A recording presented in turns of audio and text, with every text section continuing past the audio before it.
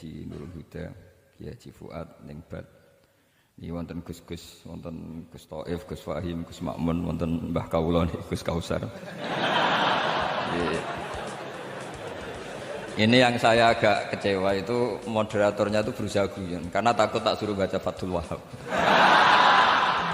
Jadi guyon itu ada dua, guyon yang memang sudah selesai seriusnya. Saya pernah diceritain Mbah Mun, kata Mbah Mun, Kiai maca kitab guyon dikritik. Maca kitab kok guyon, terus kata Mbah Mun membela diri. Mergo macane wis iso, mulane iso guyon. Nek ra iso wis runtusen sik. Anda baca kitab ndak bisa, itu bisa guyon apa ndak? Ndak bisa, roh kitab wis meriang. Jadi orang guyon itu bukti alim. Tapi ada juga guyon yang menghindari ngomong serius kayak moderator itu. Jadi ini masalah ya.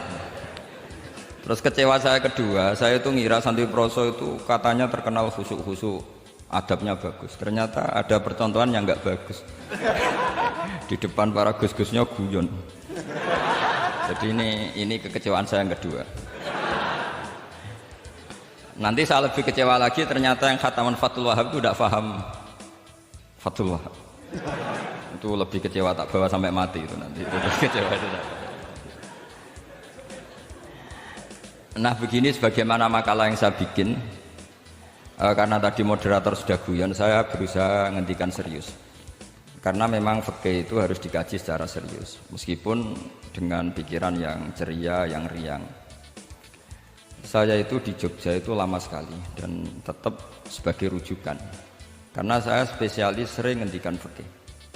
Saya dulu musyawarah ya seperti urutan di Pulau Sol, mulai takrib, mu'in, tapi di sana langsung mahali. Karena Fathul Wahab gak diajarkan di sawir, di musyawarah. Tapi saya pernah ngaji Mbah Mun Fathul Wahab. Dan beliau sering berpesan, nak kanggo masyarakat ojo wahab repot, nganggo mahali saja. Mahali itu kan Sirrohibin itu yang mensarai Minhajut Thalibin. Ini bukti bahwa saya ini alim betul, bukan guyon dari tidak alim gitu. Jadi ini bedanya saya dengan moderator. Nanti kalau nggak percaya diuji di sini di depan.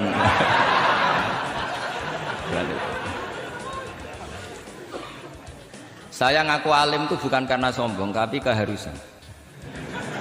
Karena begini ya, kalau kamu punya istri mau melahirkan, itu mesti nyari tulisan bidan. Barokahnya tulisan itu kamu tahu siapa bidan. Kalau kamu gigi sakit pasti cari tulisan dokter gigi. Sekarang kriminal kita adalah yang tahu Wahab tidak menulis ahli Fathul Wahab, ahli Fathul Qorib. Sehingga masyarakat itu susah nyari konsultan ahli fikih. Karena santri Peloso tidak menulis di rumahnya ahli Fathul Wahab, ahli Fathul Qorib. Lo itu penting supaya orang tahu. Setidaknya kenapa nyuwun sewu banyak, kalau saya boleh agak merovokasi, dan itu bagus, provokasi itu bagus kadang, tapi untuk kebaikan. Kenapa orang-orang lain itu menjadi rujukan? Karena mereka memaklumatkan diri, dengar gelar RC, MA, terus ahli fikih. Tapi kita yang ngaji Wahab, khatam, musyawarah khatam, nggak nulis di rumahnya ahli Fathul Wahab. Setidaknya Anda nulis konsultan kalau ingin mondok ke Peloso, sehingga orang daerah kamu kalau mau mondok ke Peloso konsultasi ke kamu. Tapi kita terlalu adab. Padahal awalun nubuwah itu dimulai dari at-tahaddi. At-tahaddi memaklumatkan diri kalau beliau adalah seorang nabi. Jadi kalau kamu boyong harus memaklumatkan diri, saya tidak bakul bako, saya ahli Fathul Wahab. Lah ini khataman Fathul Wahab cerita bako. Wa itu innalillahi wa inna ilaihi raji'un. Ini harus gimana mau? Ya Anda harus tersiksa dengan keterwakilan oleh ini.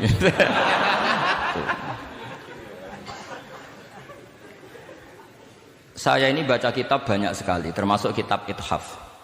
Ketika beliau mensarai Ihya, itu cerita kitab yang saya baca fil fikhi itu dihitung mulai mazhab Syafi'i sampai Hanafi semuanya. Saya baca kitab tasawuf ini. Jadi memaklumatkan diri. Awal dari nubuwah itu memaklumatkan diri. Sehingga orang gampang nyari. Kalau orang bisa nyari bidan, nyari dokter gigi karena tulisan. Kenapa orang kesulitan nyari ahli Fathul Qorib? Kalau kamu ahli konflik tulis saja konsultan spesial cerai karena pengalaman pernah cerai, tulis saja. Kalau ahli jomblo itu saja, ahli perjodohan. Supaya orang tahu keahlian kamu di mana. Saya di Jogja memaklumatkan diri, saya bisa baca Wahab, saya bisa baca Bukhari, saya bisa. Bukan dalam konteks sombong, karena kebutuhan umat yang ingin tatap bu'u asari Rasulullah, mencari-cari asari Rasulullah itu terpenuhi. Itu dengan ngaji orang yang ahli. Tunjukkan kalau baca kamu benar dan sebagai solusi umat. Umat ini punya problem banyak. Dan kamu mengajar dengan manhaj yang jadi solusi, yang jadi solutif, yang bisa jadi jalan keluar. Tapi kita enggak, santri itu banyak keluar dari pondok, tapi karena miskin, sudah dari mbahnya bapaknya memang sudah miskin ya. Terus atas nama humul, atas nama ikhlas, terus sering menyembunyikan diri. Menyembunyikan diri, pura-pura ada alim, memang sebetulnya ada alim juga kadang itu. Akhirnya terus orang sampai nggak tahu kalau itu alumni pondok. Tapi ketika ada orang konsultasi sama pihak lain, mereka tersinggung karena kok nggak ke dia? Mau ke dia gimana? Nggak ada tulisannya, nggak ada potongannya. Malah tadi cerita mbako segala itu kan apa ya? Nah, saya ingin kembali lagi. Saya punya teks hadis yang riwayatnya seperti ini. Meskipun hadis itu misalnya dhaif, banyak aditnya, banyak penguatnya. Idza zuharatil bid'ah wal fitan. Sebagian ada tambahan wasubba ashabi. Fal yuzhiril alim ilmahu. Orang alim harus menampakkan kealimannya. Wa illa fa alaihi la'natullahi wal malaikati wan nasi ajmain. Justru kalau tidak memperlihatkan kealimannya dia kena laknat. Artinya yang sopan-sopan tidak memperlihatkan kefatul wahabannya, maka malah melihatkan kembakoannya. Itu jatahnya fa alaihi la'natullahi wal malaikati wan nasi ajmain. Ya setuju ya? Aduh. Pasti kena laknat. Coba betapa tersiksanya Syekh Zakaria Al-An tadi itu mulai ngomong tuh nggak pernah menyebut Syekh Zakaria Al-Ansori. Kayak apa tersiksa? Kitabku dikaji nyebut jenengku era gelem gitu. Padahal Syekh Zakaria Al-Ansori syarat menjadi orang alim seperti dari sekian tarjamah, istilahnya dalam bahasa Arab terbaru itu tarjamah itu Syekhul Islam Syekh Zakaria Al-Ansori. Itu saya pilih yang dari kitab Manhajus Sawi karanya Habib Zain bin Smith. Itu dari sekian manaqib yang saya baca di Sulaiman Al-Jamal di mana-mana paling menarik itu syaratnya jadi orang alim itu dua, punya guru alim, punya murid alim. Karena Anda akan tersiksa, sangat-sangat tersiksa. Ngaji sama gurunya takut disuruh baca, gurunya alim, mau ngorek ya meriang muridnya alim. Itu yang dialami Syekh Zakaria Al-Ansori. Sehingga beliau ngendikan duqiqtu baina hajaroini. Saya ini ditempa dua batu, cara Jawa digebek dua batu. Mau ngaji ya takut karena gurunya alim alamah yaitu pengarang Fathul Bari Ibnu Hajar Al-Asqalani. Mau mulang ya meriang mergo di murid alim alamah jenis Ibnu Hajar Al-Haytami. Dadi aku sampai ngaji ya persiapan, sampai mulang ya persiapan. Kayak apa susahnya jadi Syekh Zakaria Al-Ansori, mau ngaji setoran ya persiapan, mau ngajar persiapan. Makanya kata Mbah Mun, syarat utama ulama itu harus punya murid alim. Saya pernah didhawuhi Mbah Mun, aku mau gak di anak Gus Najih itu Gus Najih, saya juga izin jadi kiai. Karena syaratnya jadi kiai itu udah anak alim di murid alim. Izin gak jadi kiai rasa sukses juga tak perlu. Makanya saya ketika kecelok alim itu senangnya bukan main beliau, karena terpenuhi status tadi. Nah ini kalau khataman Fathul Wahab terus bakas bako ini, ini roh Kiai Jazuli tersiksa ini gimana? Ini gimana ini sini? Kalau ukurannya kan gampang, moderator kan dipilih yang paling baik, setidaknya ngomongnya lah. Kalau tidak ilmunya ya ngomongnya. Terus Anda terwakili oleh orang yang nggak jelas. Nggak, saya gojlok ini tidak dosa, karena kalau betul saya ini dosa karena ngerasani orang, berarti jadi kafarah dosanya dia.